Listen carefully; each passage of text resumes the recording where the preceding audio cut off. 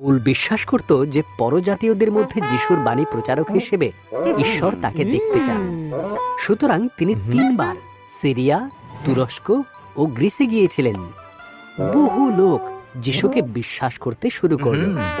বহু গির্জা নির্মাণ হলো। বেশ কিছু বছর পর পৌল জেরুসালেমে ফিরে এলো।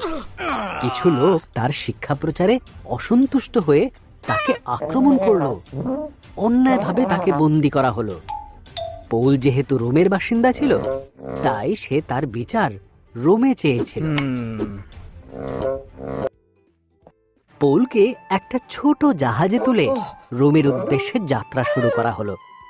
যাত্রা খুবই ধীর গতিতে হচ্ছিল। আকাশের অবস্থা ভালো ছিল না। পৌল বলল, এই ঝোড়ো আবহাওয়া কেটে না যাওয়া পর্যন্ত আমরা ক্রিট দ্বীপে অপেক্ষা করি। তবুও জাহাজের মূল চালক তার কথা না শুনে জাহাজ চালাতে লাগল। পৌলের আশঙ্কায় সত্যি করে এক প্রকাণ্ড ঝড় উপস্থিত হলো। জাহাজের সবাই ভাবল তারা কেউ বাঁচবে না। এক স্বর্গদূত সেখানে পৌলকে বললেন যে তারা সবাই নিরাপদেই রোমে পৌঁছবে। পৌল একথা বাকিদের জানালো। কেউ একজন ডাঙা দেখতে পেল। নাবিকেরা ঠিক করলো তারা অন্যদের মৃত অবস্থায় রেখে জাহাজ ছেড়ে পালাবে। পৌল তাদের সাবধান করলো, যদি তোমরা জাহাজে থাকো তবেই তোমরা রক্ষা পাবে। মাল্টা নামের একটি দ্বীপে তাদের জাহাজ আছড়ে পড়ল। প্রহরীরা ভয় পেল, কোনো বন্দী যদি পালিয়ে যায় তাহলে তাদেরও শাস্তি পেতে হবে। সুতরাং তারা বন্দীদের মেরে ফেলবে ঠিক করল।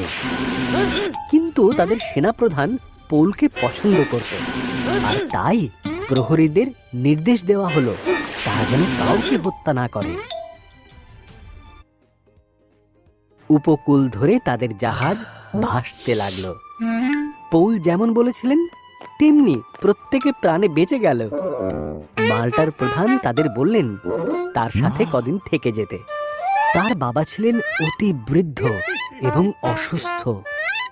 পৌল যখন তার কাছে এসে প্রার্থনা করলেন, ঈশ্বর তাকে সুস্থ করে দিলেন।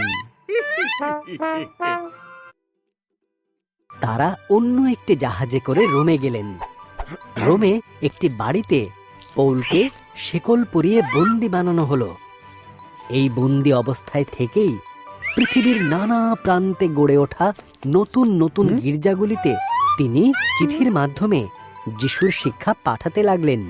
তার এই চিঠিগুলি এখন বাইবেলে যুক্ত করা হয়েছে।